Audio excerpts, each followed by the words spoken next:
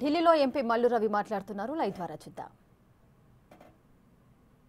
పెంచారు. ఆ రాష్ట్రాల్లో కూడా బీసీ రిజర్వేషన్ పెంచాలని, అంతేకాకుండా బీసీ రిజర్వేషన్లు పెంచినప్పుడు ఇంతకుముందు ఉన్నటువంటి 50% రిజర్వేషన్ సీలింగ్ని ఎత్తేయాలని, వీటన్నిటి మీద రేపు జరిగేటటువంటి డెమాన్స్ట్రేషన్లో ప్రజలందరికీ భారతదేశం అంతా తెలియజేయాలని ముందుగా దాదాపు 2000 మంది బీసీ నాయకులు వస్తున్నారు. ఆ కార్యక్రమానికి మన రాష్ట్రం నుంచి ముఖ్యమంత్రి రేవంత్ రెడ్డి గారు ఈరోజే వచ్చి రేపు కార్యక్రమంలో పాల్గొనడానికి రావటం జరుగుతుందనే విషయాన్ని మీ అందరికీ తెలియజేస్తూ, మన మీడియా, మన తెలంగాణకు సంబంధించినటువంటి మీడియా మిత్రులందరూ తప్పనిసరిగా రేపు జంతర్ మంతర్ దగ్గర జరిగేటటువంటి బ్యాక్వర్డ్ క్లాస్ డెమాన్స్ట్రేషన్కి వచ్చి దాన్ని విజయవంతం చేయాలని మేము విజ్ఞప్తి చేయడానికే ఈ కార్యక్రమాన్ని తీసుకోవటం జరిగింది.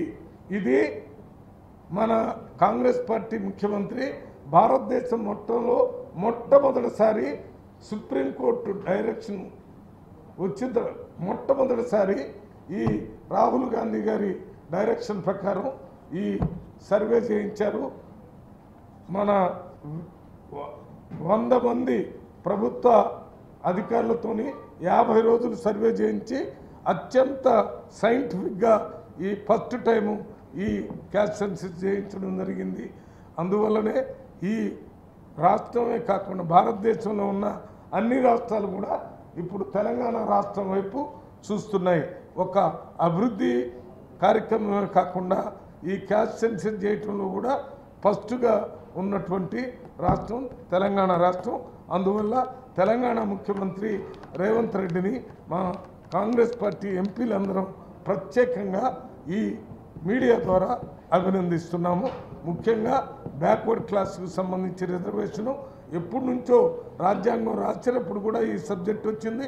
రాజ్యాంగం రాసిన తర్వాత మండల కమిషన్ ద్వారా వచ్చింది. ఆ మండల కమిషన్లో ఓన్లీ 27% పెట్టారు. అవన్నిటి మార్చి ఇప్పుడు రేవంత్ రెడ్డి గారు ఈ కార్యక్రమం చేస్తున్నారు కాబట్టి వారికి ప్రత్యేకంగా మేమంతా అభినందనలు తెలియజేస్తున్నాం. దీంతో పాటు ఒక చిన్న మాట చెప్తాను. రాజ్యసభలో ఈరోజు లక్ష్మణ్ గారని రాజ్యసభ ఎంపీ గారు మాట్లాడుతూ మన ముఖ్యమంత్రి గారు ఏదో అక్కడ భూములన్నీ అమ్ముతున్నారని చెప్తున్నారు. వారికి ఒక్క విషయాన్ని గుర్తు చేస్తున్నాను. అయ్యా, మీరు బీఆర్ఎస్ ప్రభుత్వంలో ఎన్ని భూములు అన్నారు, ఎంత వేలం వేశారు, ఏం జరిగింది? ఆ రోజు అంతా బీఆర్ఎస్ బీజేపీ కలిసి పరిపాలన 10 సంవత్సరాలు నడిపారు. ఇప్పుడు కూడా బీఆర్ఎస్ బీజేపీ కలిసి నడుస్తుంది. మొన్న జరిగిన పార్లమెంట్ ఎన్నికల్లో 100కి 100 పాళ్ళు బీఆర్ఎస్ పార్టీ బీజేపీకి సపోర్ట్ చేసింది. అందువల్లనే 8 మంది బీజేపీ ఎంపీలు కలిశారు. ఒక్క ఎంపీ కూడా బీఆర్ఎస్ నుంచి గెలవలేదు. మేము ఏది అవసరం ఉంటే అది చేస్తున్నాం. ఎడ్యుకేషన్కి సంబంధించి మేము తీసుకున్నటువంటి నిర్ణయాలు ఇంతకుముందు ఏ ప్రభుత్వం తీసుకోలేదు. రేవంత్ రెడ్డి ప్రభుత్వంలో ఇప్పుడు 58 ఇంటిగ్రేటెడ్ రెసిడెన్షియల్ స్కూల్స్ తీసుకొని వచ్చి SC, ST, BC, minority and economically weaker section పిల్లలు కూడా ఒకే హాస్టల్లో 2600 మంది 200 కోట్లతో కట్టే హాస్టల్లో 25 ఎకరాల్లో రాబోతుంది. ప్రపంచ స్థాయి ఎడ్యుకేషన్, ప్రపంచ స్థాయి స్పోర్ట్స్, ప్రపంచ స్థాయి ఆహారం అందజేస్తున్నటువంటి నాయకుడు రేవంత్ రెడ్డి గారు. ఈ రాష్ట్రంలో విప్లవాత్మకమైనటువంటి మార్పులు ఇవాళ ఇక నుంచి భవిష్యత్తులో చరిత్రలో రేవంత్ రెడ్డి కంటే ముందున్నటువంటి చరిత్ర, రేవంత్ రెడ్డి తర్వాత జరిగిన చరిత్ర తెలంగాణ రాష్ట్రంలో రాబోతుందనేది మీ అందరికీ తెలియజేస్తున్నాను. ఈ విషయాలను కూడా ఆ లక్ష్మణ్ గారు, ఆ బీజేపీ వాళ్ళు, మన ముఖ్యమంత్రి రేవంత్ రెడ్డి గారు చేస్తున్న కార్యక్రమాలనే ఏదో రకంగా అడ్డుకోవాలనేటటువంటి కార్యక్రమమే తప్ప వారికి బీసీల మీద కానీ లేక రాష్ట్ర ప్రజల మీద కానీ ఏ రకమైనటువంటి ప్రేమ అభిమానం లేదు. లక్ష్మణ్ గారు, మీరు కూడా ప్రధానమంత్రితో మాట్లాడండి. మీ రాష్ట్రం, మన రాష్ట్రం నుంచి ఉన్న మంత్రులతో మాట్లాడి వారిని ఒప్పించి బీసీ జనగణన చేయమనండి. మీరు బీసీలో మరి పెద్ద హోదాలో ఉన్నారు.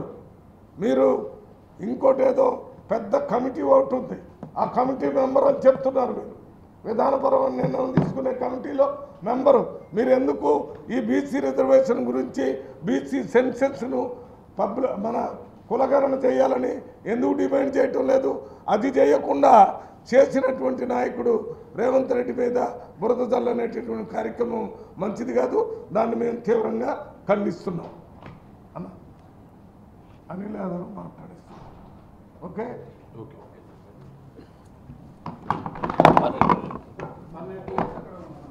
నేను మధ్యలోకి వచ్చేసేసాను. లేకపోతే ఇక్కడ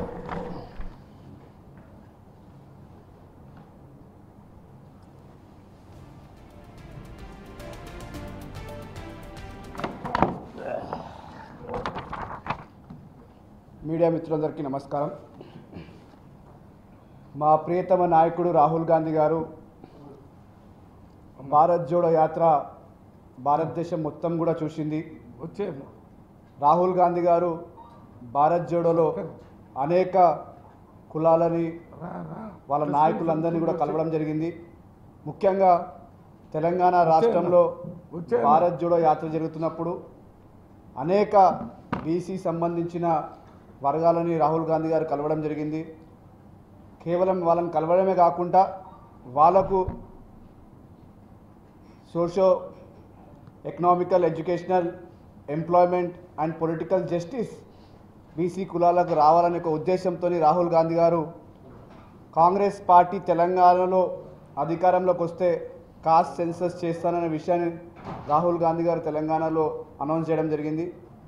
తెలంగాణ వచ్చిన తర్వాత మా ప్రియతమ ముఖ్యమంత్రి రేవంత్ రెడ్డి గారు రాహుల్ గాంధీ గారి యొక్క ఆలోచన విధానాన్ని ఇంప్లిమెంట్ చేస్తూ భారతదేశంలో ఎక్కడ జరగని విధంగా కాస్ట్ సెన్సస్ని తెలంగాణ రాష్ట్రంలో ఇంప్లిమెంట్ చేయడం జరిగింది. ఇంప్లిమెంటే కాకుండా దాన్ని అసెంబ్లీలో కూడా దాని రిజర్వేషన్ తెచ్చి అసెంబ్లీ రిజర్వేషన్ కూడా పాస్ చేయడం జరిగింది. మరి ఈరోజు భారతదేశంలో ఉన్న బీజేపీ ప్రభుత్వం కాస్ట్ సెన్సస్ గురించి అస్సలు మాట్లాడడమే లేదు. గతంలో ప్రధానమంత్రి అనేక సార్లు కాస్ట్ సెన్సస్ చేస్తానని ఆయననే స్వయంగా బీసీ బిడ్డగా ఉండి నేను బీసీలకు న్యాయం చేస్తాను ఎన్నోసార్లు అని చెప్పడం జరిగింది. కానీ ప్రాక్టికల్గా చూస్తే